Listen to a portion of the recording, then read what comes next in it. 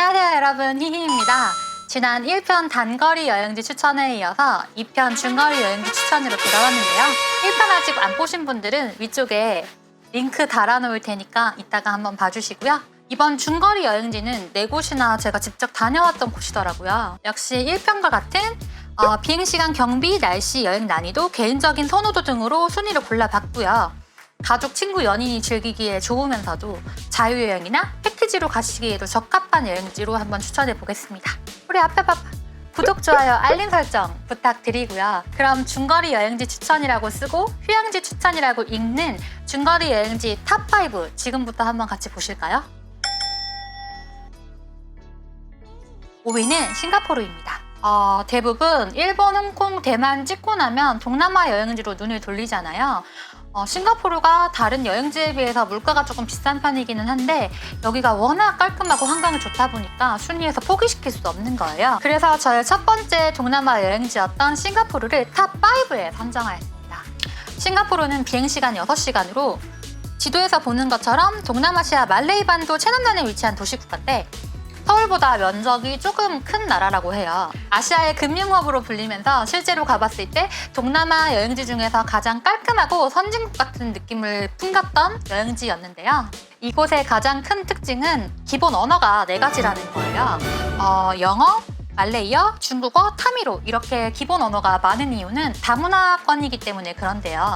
실제로 아랍스트리트, 차이나타운, 또 리틀인디아, 페로나칸 플레이스 등을 다니다 보면 다양한 문화권으로 인해서 나라 자체는 굉장히 작은데 굉장히 다채로운 느낌을 받으실 수 있는 여행지가 싱가포르입니다.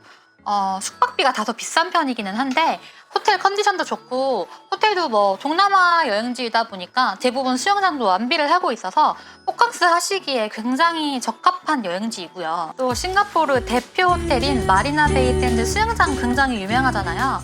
거기서 이렇게 맥주에다가 감튀 먹을 때 그 느낌 아직도 잊혀지지가 않습니다. 또 도심에서 멀지 않은 센토사 섬에 유니버셜 스튜디오가 있는데요. 개인적으로 감성은 디즈니, 재미는 유니버셜 스튜디오라고 생각하는데 유니버셜 스튜디오 정말 재밌습니다. 진짜. 한국에도 좀 들어왔으면 좋겠는데 그치 보랴. 어쨌든 싱가포르는 굉장히 깔끔하면서 여행 초심자들이 여행하기에 좋은 편이고 음식도 맛있으면서 호캉스, 시티투어, 엔터테인먼트까지 가능한 전천후 여행지인데요. 조금 느긋하게 여행하고 싶으신 분들에게 추천해드립니다. 4위는 보라카이입니다. 보라카이는 제가 마음고생하고 스트레스 받느라고 막 살 축축 빠지고 되게 힘들어하던 올해 1월에 방문을 했던 여행지였는데 휴양지란 무엇인가? 휴양지에 대해서 제대로 입문을 시켜줬던 여행지입니다. 비행시간이 4시간이기는 한데 섬까지 실제로 들어가는데 2시간 정도 더 소요가 되기 때문에 6시간 정도 시간이 소요된다고 생각하시면 되고요. 비행기 타고 차 타고 배 타고 섬에 들어가서도 또 이동을 해야 되기 때문에 어린 아이가 있거나 좀 허리가 안 좋으신 분들에게는 약간 비추를 해드리고요. 석양이 진짜 역대급이라서 로맨틱한 여행을 꿈꾸시는 분들에게는 최고의 여행지입니다. 사실 휴양했던 것만 놓고 보면 보라카이 순위가 더 높아야 되는데 이동 경로가 조금 불편하고 현지 치안이 조금 좋은 편이 아니기 때문에 순위를 4위에 랭크 시켰고요. 보라카이의 핵심은 호캉스, 또 호캉스, 또 호캉스, 호캉스. 이런 게 진짜 호캉스네. 사실 보라카이는 호캉스, 석양, 액티비티, 먹방 정도라고 생각하시면 좋고요. 리조트에 따라서 가격대는 굉장히 다르지만 리조트가 개발이 굉장히 잘 되어 있기 때문에 예를 들어서 4박이라면 2박 2박 끊어가지고 다른 리조트를 체험해보시는 걸 추천을 해드립니다. 가성비로는 페어웨이, 뜨고 있는 강자는 크림슨, 더 린드, 절대 지조는 샹그릴라 추천해드리고요. 샹그릴라는 특히 리뷰도 해뒀으니까 궁금하신 분들은 위쪽에 링크 참조해주시면 좋을 것 같고요. 저는 현지 가가지고 하루 종일 호캉스하고 놀다가 저녁에 석양 될 쯤에 나가가지고 석양 화이트 비치에서 석양 사진 찍어주고 했었는데 석양이 실제로도 굉장히 예쁘지만 사진이 정말 잘 나와요. 사진이 잘 나와서 좀 그런 휴양지들은 특히 시간이 여유로워서 그런지 인생샷도 진짜 많이 건질 수 있었고요. 화이트 비치가 3대 석양이라고 하잖아요. 이유가 있긴 하더라고요. 굉장히 예뻤어요. 음식은 전체적으로 크게 만족할 만한 수준은 아니었는데 이탈리 빠빠라고 해산물 시장이 있거든요. 거기 아쿠아프레쉬 가가지고 킹크랩을 갈릭반 칠리반으로 먹었었는데 그거는 정말 맛있었습니다. 무슨 그 싱가포르 칠리크랩 같은 맛인데 조금 더 감칠맛이 있는 그런 느낌? 이건 약간 TMI이긴 한데 제가 여행지 다니면서 느낀 점이 여행지 가보면 진짜 맛있는 음식 있잖아요. 근데 가서 먹어야 하는 음식들이 많으니까 뭐 다 먹다 보면은 이거 한 번밖에 못 먹잖아요. 근데 뭐 같은 여행지 몇 번이나 가겠어요. 개인적으로는 먹었는데 정말 맛있는 음식은 다른 거 포기하시고 한 번 더 먹고 오는 게 남는 장사입니다. 3위는 완벽한 휴양지 발리입니다. 발리는 가장 최근에 다녀온 여행지이기도 하고요. 뭐 분위기가 가장 좋았던 여행지가 발리인 것 같아요. 저한테는. 비행시간 7시간으로 인도네시아에 있는 섬인데 미국의 서퍼들이 찾아오기 시작하면서부터 전 세계적인 그 휴양지가 됐다고 해요. 실제로 서양인이 많기도 했는데 풀빌라가 워낙 발달이 잘 돼 있다 보니까 신혼여행의 성지로 불리기도 합니다. 저희 언니도 신혼여행 발리로 갔었거든요. 비행시간이 길고 항공편이 좀 비싼 편이긴 한데 현지 물가가 정말 저렴하기 때문에 현지에서 뭐 매일매일 마사지 받고 룸서비스 시켜 먹고 해도 저는 가져갔던 경비를 많이 남겨서 가져올 수 있었던 여행지였고요. 결국 이 금액 총합을 합치면 다른 기타 동남아 지역 여행 가는 거랑 좀 비슷한 금액? 또 수상 액티비티의 천국답게 각종 수상 스포츠랑 다이빙 센터, 서퍼 클래스 등 다양한 환경에서 스포츠를 즐기실 수 있고요.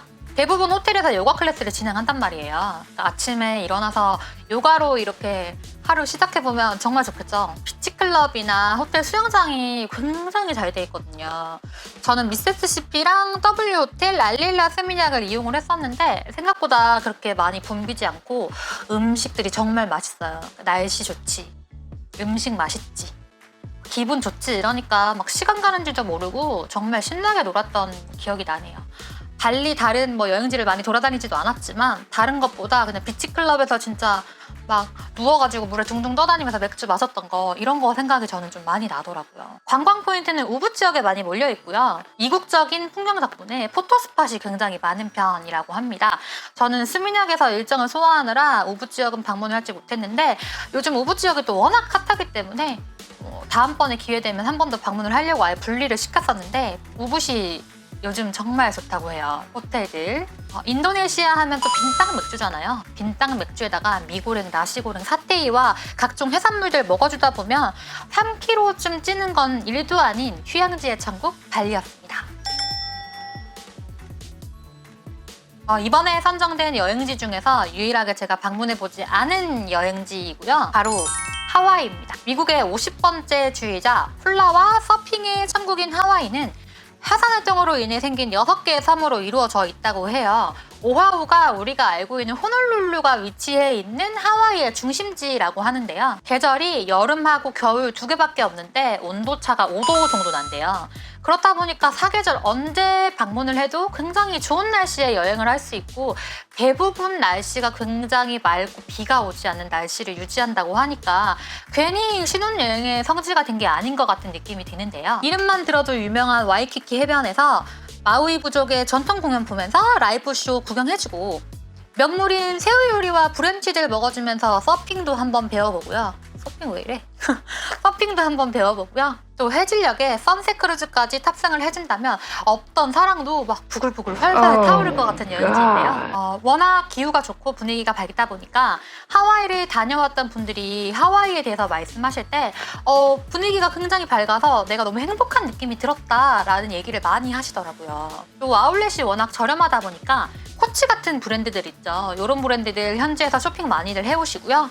가족과 연인에게 더욱 적합한 여행지라고 하니까 저도 나중에 가족이 됐을 때 한번 방문해 보도록 하겠습니다.